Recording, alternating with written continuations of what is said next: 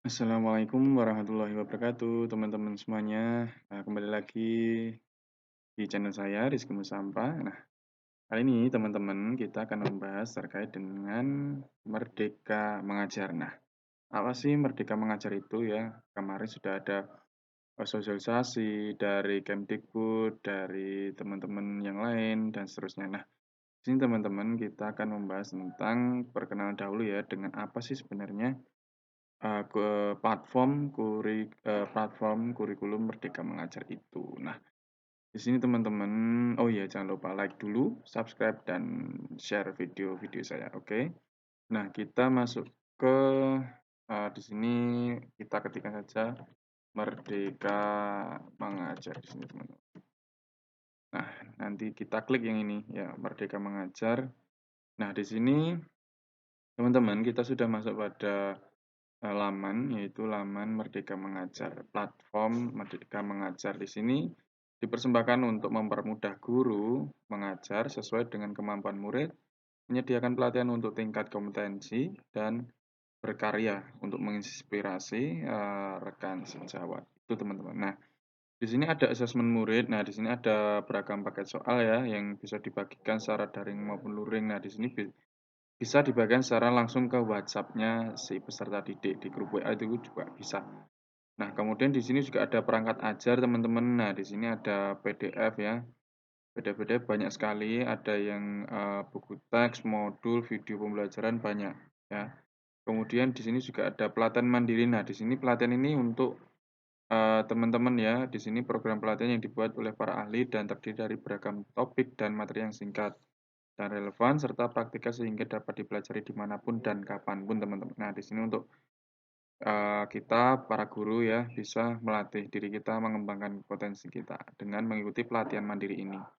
Kemudian ada juga yang namanya bukti karya saya. Nah, di sini ini adalah kumpulan rekam jejak yang menggambarkan kinerja serta kompetensi yang dapat dibagikan ke rekan sejawat ya agar saling dapat menginspirasi. Nah, di sini ada video-video dari YouTube teman-teman. Nah, bisa dibagikan. Oke, nah sebelumnya kita akan berkenalan dengan apa sih kurikulum Merdeka itu. Nah, di sini kita klik saja prinsip dasar. Oke.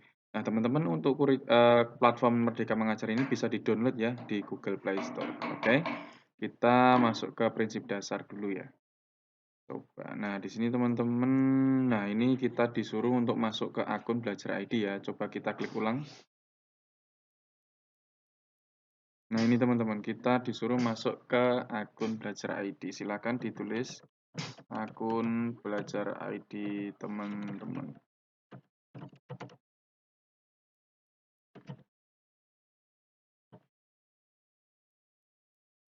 Kemudian masukkan passwordnya.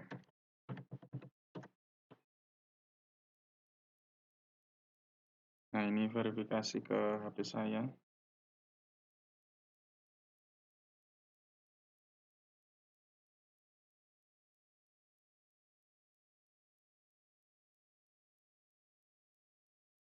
Nah, ini karena menggunakan autentifikasi 2 faktor.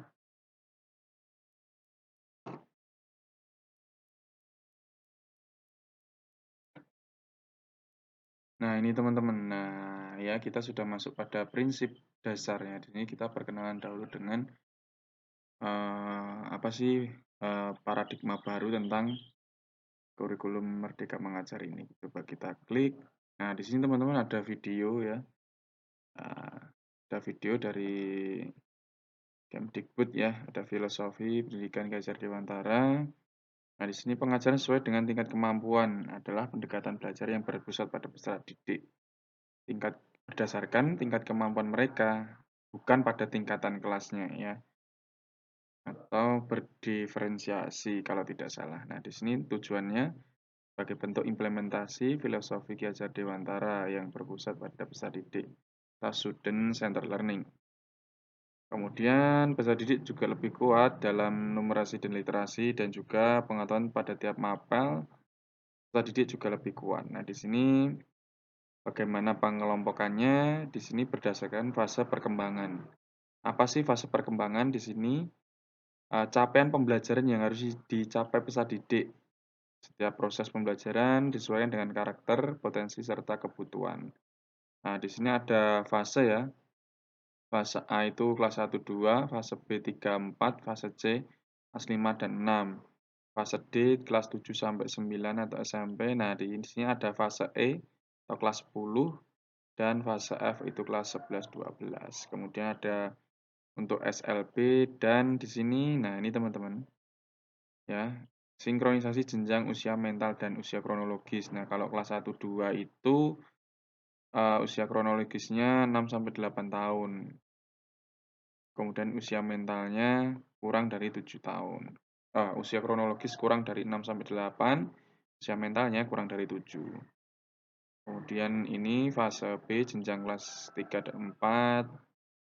Fase C ya, usia kronologis 11 sampai 12. Usia mentalnya 8 tahun. Dan seterusnya teman-teman. Kemudian bagaimana menentukan kemajuan hasil belajar?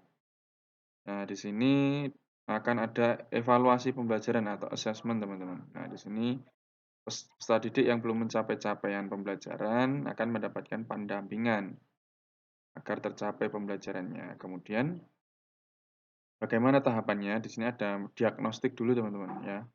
Peserta didik akan melakukan assessment awal atau mungkin pretest ya, seperti pretest, assessment awal untuk mengenali potensinya, karakternya, kebutuhannya, tahap perkembangannya bagaimana, kemudian tahap pencapaian pembelajarannya, dan hal yang lainnya yang mendasar. Setelah didiagnosa, kemudian ada perencanaan, teman-teman ya. Pada tahap ini, teman-teman akan menyusun proses pembelajaran sesuai dengan hasil diagnostiknya tadi. Dan itu juga mengelompokkan peserta didik berdasarkan tingkat kemampuan yang sama, agar homogen, teman-teman. Kemudian pembelajaran, selama proses pembelajaran, guru akan mengadakan asesmen formatif secara berkala. Kemudian, sebagai proses evaluasi ketercapaian tujuan pembelajaran, di akhir proses pembelajaran, Anda akan melakukan asesmen sumatif. Nah, di akhir pembelajaran ada asesmen sumatif. Ini juga akan memudahkan para guru untuk merancang proyek selanjutnya bagi peserta didik. Nah, itu teman-teman terkait dengan pengajaran sesuai dengan tingkat kemampuannya ya. Jadi tidak berdasarkan kelas. Oke. Kemudian kerangka kurikulumnya di sini teman-teman. Nah, di sini ada pengorganisasian pelaksanaan pembelajaran. Nah, di sini ada perlu adanya pembaruan ya, pengorganisasian pembelajaran. Nah, di sini ada kewenangan pemerintah pusat yaitu untuk menyusun struktur kurikulumnya bagaimana, ada profil pelajar Pancasila. Nah, ini yang baru ya, teman-teman. Kemudian ada CP atau capaian pembelajaran dan prinsip pembelajaran dan asesmen. Nah, di sini kewenangan untuk satuan pendidikan itu visi misi dan tujuan sekolah pasti. Kemudian profil pelajar di satuan pendidikan masing-masing seperti apa. Kemudian ada kebijakan lokal terkait dengan kurikulum ya, karena dengan situasi pandemi seperti ini berubah-ubah ya, kita diberikan kebebasan untuk memilih kurikulum.